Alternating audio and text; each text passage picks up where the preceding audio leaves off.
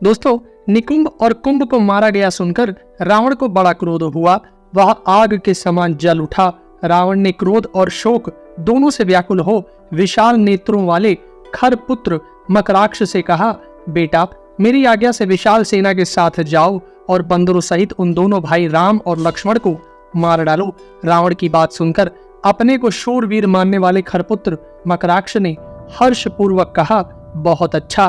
फिर उस बलि वीर ने निशाचर राज रावण को प्रणाम करके पास खड़े सेनाध्यक्ष से कहा, सेनापति, शीघ्र रथ ले आओ और तुरंत ही सेना को भी बुलवाओ।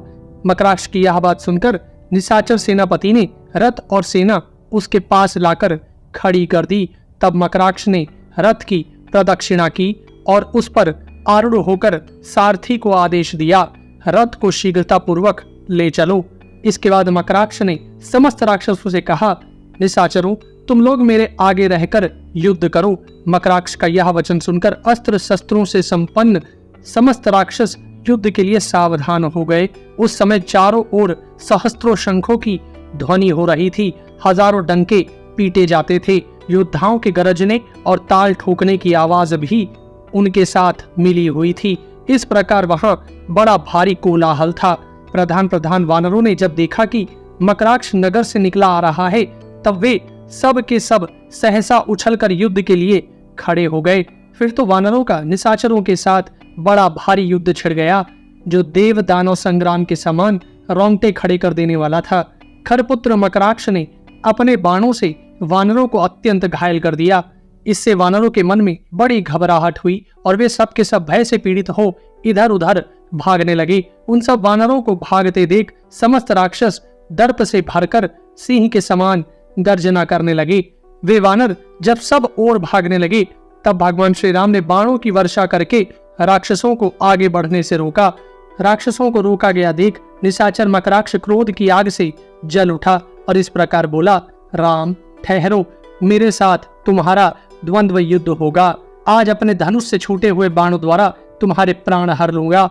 उन दिनों दंडकारण्य के भीतर जो तुमने मेरे पिता का वध किया था, तभी से लेकर अब तक तुम राक्षस वध के ही कर्म में लगे हुए थे। इस रूप में तुम्हारा स्मरण करके मेरा रोष बढ़ता जा रहा है। राघव, उस समय दंडकारण्य में जो तुम मुझे दिखाई नहीं दिए, इससे मेरे अंग अत्यंत रोष से जलते रहते थे। किंतु सौभाग्य की बात है जो तुम आज यहाँ मेरी आंखों के सामने पड़ गए। जैसे भूख से पीड़ित सिंह को दूसरे वन जंतुओं की अभिलाषा होती है, उसी तरह मैं भी तुम्हें पाने की इच्छा करता था। राम, तुम्हें रणभूमि में अस्त्रों से, गदा से अथवा दोनों भुजाओं से जिससे भी अभ्यास हो, उसी के द्वारा आज तुम्हारे साथ मेरा युद्ध होगा। मकराक्ष की यह बात सुनकर भगवान श्री राम जोर जोर से हंसने लगे और उस राक्षस से बोले, निशाचर, तेरे मुंह से बहुत सी ऐसी बातें निकल रही हैं जो वीर पुरुषों के योग्य नहीं है। या ठीक है कि दंडकारण्य में 14,000 राक्षसों के साथ तेरे पिता खर का, त्रिशिरा का और दूषण का भी मैंने वध किया था। उस समय गिद्धों, गीदड़ों तथा कौवों को भी उनके मांस से अच्छी तरह तृप्त किया था और अब आज वे तेरे मांस से भरपेट भोजन पाएंगे। भगवान श्री राम के ऐसा कहने पर राक्षस मकराक्ष ने उनके ऊपर बाणों की वर्षा आरंभ कर दी, परंतु भगवान श्री राम ने स्वयं भी बाणों की बौछार करके उस राक्षस के बाण काट डाले। भगवान श्री राम और राक्षस मकराक्ष इन दोनों में एक दूसरे के निकट आकर बलपूर्वक युद्ध होने लगा।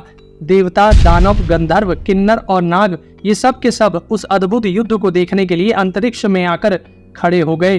दोनों के शरीर बाण से बिंध गए थे, फिर भी उनका बल दुगुना बढ़ता जाता था। वे दोनों रणभूमि में एक दूसरे के अस्त्रों को काटते हुए लड़ रहे थे। तदनंतर भगवान श्री राम ने क्रोध में भरकर उस राक्षस के धनुष को काट दिया और 8 नाराजों द्वारा उसके सारथी को भी पीट दिया। फिर अनेक बाणों से रथ को छिन्न भिन्न करके भगवान श्री राम ने घोड़ों को भी मार गिराया। रथहीन हो जाने पर निशाचर मकराक्ष भूमि पर खड़ा हो गया। पृथ्वी पर खड़े उस राक्षस ने भगवान शंकर का दिया हुआ शूल हाथ में ले लिया। उसे देखकर संपूर्ण देवता भय से पीड़ित हो सब दिशाओं में भाग गए। उस निशाचर ने उस महान शूल को घुमाकर भगवान श्री राम के ऊपर चलाया। भगवान श्री राम ने 4 बाण मारकर आकाश में ही उसे काट डाला। दिव्य सुवर्ण से विभूषित वह शूल श्री राम के बाणों से खंडित हो अनेक टुकड़ों में बटकर भूतल पर बिखर गया। उस शूल को खंडित हुआ देख आकाश में स्थित हुए सभी प्राणी उन्हें साधुवाद देने लगे। तब शूल की यह दशा देखकर मकराक्ष घूंसा तानकर भगवान श्री राम की ओर दौड़ा। उसे आक्रमण करते देख भगवान श्री राम ने धनुष पर आग्नेयास्त्र का संधान किया और उस अस्त्र के द्वारा मकराक्ष का हृदय विदीर्ण कर दिया। अतः वह गिरा और मर गया। मकराक्ष का धराशायी होना देख वे सब राक्षस भय से व्याकुल हो लंका में ही भाग गए। देवताओं को इससे बड़ी प्रसन्नता हुई।